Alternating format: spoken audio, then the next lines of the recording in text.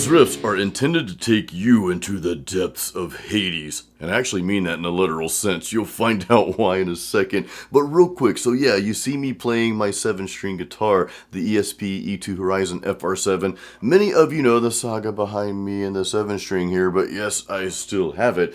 And I actually use this guitar to record those guitar tracks, which I'm so honored to have been part of this really cool project. And the mastermind behind this, many of you know him, Ken Candelas. He's going to take us behind the scenes on this whole thing, tell you a little bit about the storyline, and of course why those riffs are taking us where they're taking us. Before we get into like this, why the guitar parts were so challenging and why Michael Romeo reamped these guitar tracks, tell us a little bit about this project, man. Sure. One, it was a pleasure to have you on Homerik. Your solos, your rhythms, it's the epitome of what a metal guitar should be doing.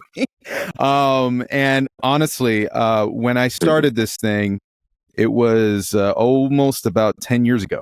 And I actually was in the middle of a college course during the summer months. And I was just doing it just to get like some extra credits and stuff like that. But it turned out that in that class, I discovered a little bit more details about Dante's Inferno. Not, really too far before then, I had played a video game that was related to the concept as well. So it was fresh in my mind, right? And I decided I wanted to create this story that had a bit of an element of the classic story, but mixed in with elements from World War II, because I felt with such a medieval tale, it would be a little bit hard to relate to. So something that's a little bit more modern, but still having a horrific history to it. I felt World War II was a really good place to put it. So yeah, the Inferno became what it is now. It's called the Circle of Dead Children. And Homerik has been making this to be something like I call a cinematic metal opera. So a blend of symphonic metal elements, some Gothic metal here, some theatrical metal there, a lot of all that stuff put together to create a story that also has a narrative. I like that theatrical metal too. I love all those subgenres you just kind of mix together there. And guys, we're going to give you a sneak preview of that. Actually, I'm going to tell you where to get that.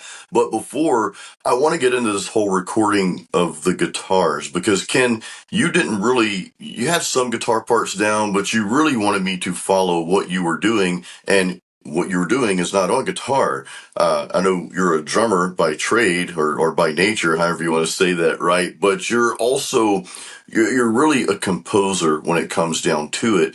And you had these parts done, or orchestrated on the keyboards, right? Yeah, I had a lot of this stuff already done before I even came to you about it.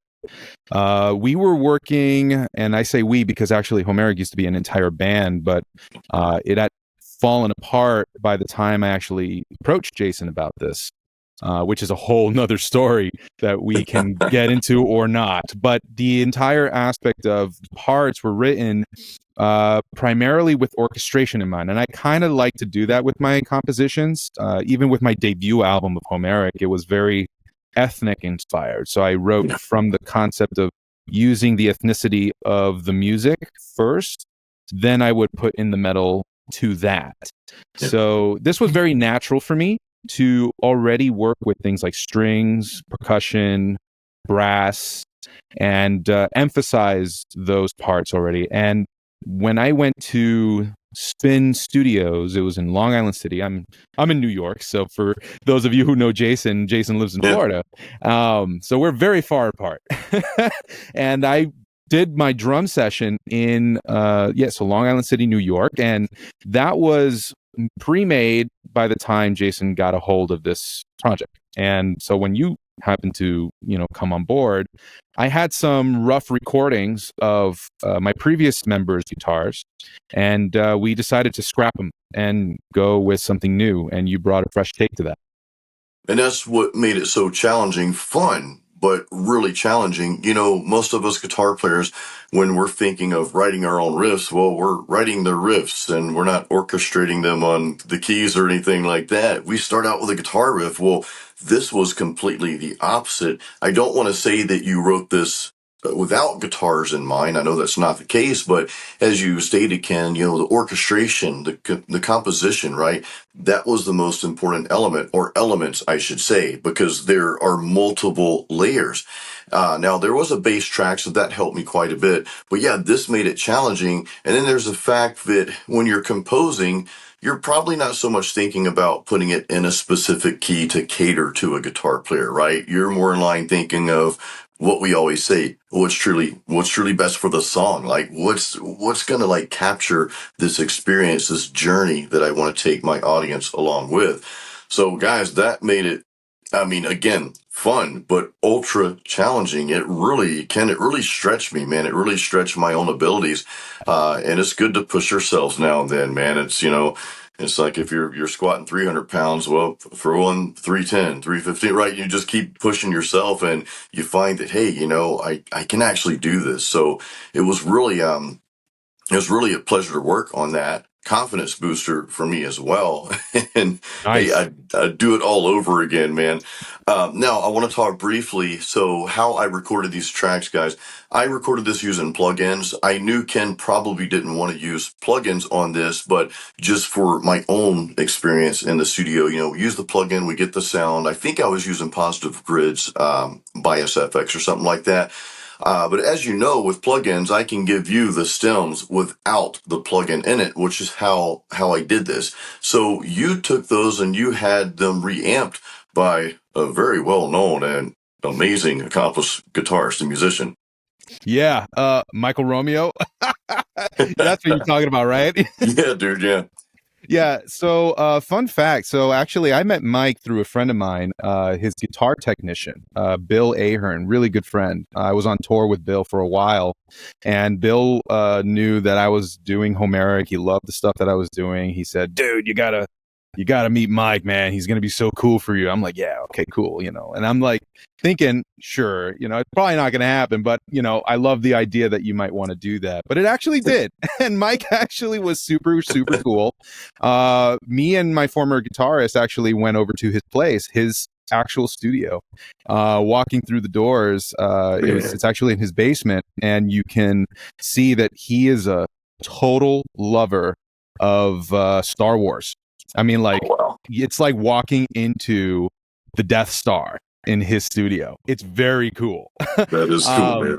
Yeah. And so, actually, another fun fact, right in between his monitors is literally, I think, like a 3-foot statue of Darth Vader. So, yeah, the guy loves Star Wars. And the first thing he did was, so I want you to listen to something. He sat me down in the sweet spot, and he played what was the Star Wars theme. And I said, okay, this is awesome. He goes like, that's not the real Star Wars theme. He said, that's a sample. I reorchestrated and transcribed the Star Wars theme using this new sample library. I wanted to check out. I wanted to see if you would be able to tell the difference if it was real or not. I was like, wow, dude. Wow. What? I was like, I was completely fooled. That was amazing. Yeah. So Mike, actually, when I played him my stuff, he loved the potential of it, but he said, there are certain things that are not really working really well here.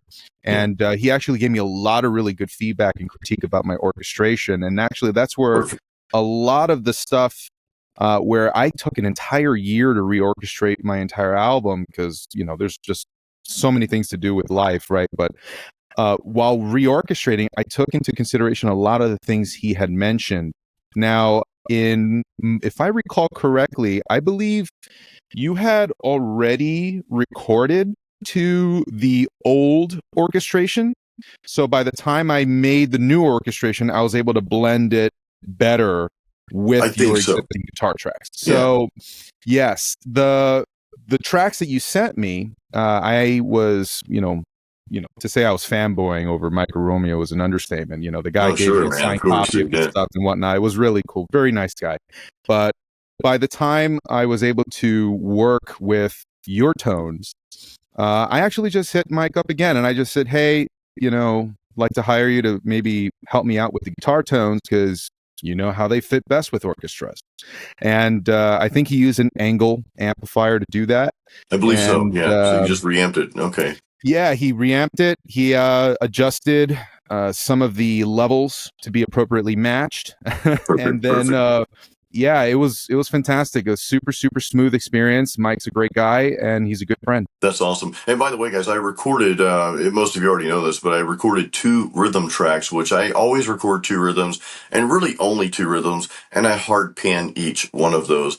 And I'm trying to recall if there were some harmonizing parts that may have been. And of course, for the lead guitar tracks, I just, record that up the middle. Of course, I didn't mix any of this, Ken. I know you mixed this yourself along with, working with Nick Z and probably some other folks. But, yeah, it was just an honor for Michael Romeo just to be working with my guitar tracks. Michael Romeo from Symphony X. For those of you who don't know, you should know who Symphony X is. But yeah, it was so cool, such a challenging, but such a really cool project to work on, man. So Ken, I know you've got a sneak peek that you're sharing with people. Now, this is not coming out until September, I believe, 2024. Yes, that's right. September 20th to be exact. That's the release date. Okay. So that's coming out. But guys, you can click right up here and get a sneak preview of this, and then you'll tell them where to go to get the freebie stuff and all that good stuff. So Ken, dude, thank you again so much for being on, and we will do this again very soon. Guys, thanks for watching. Keep it metal and keep playing music.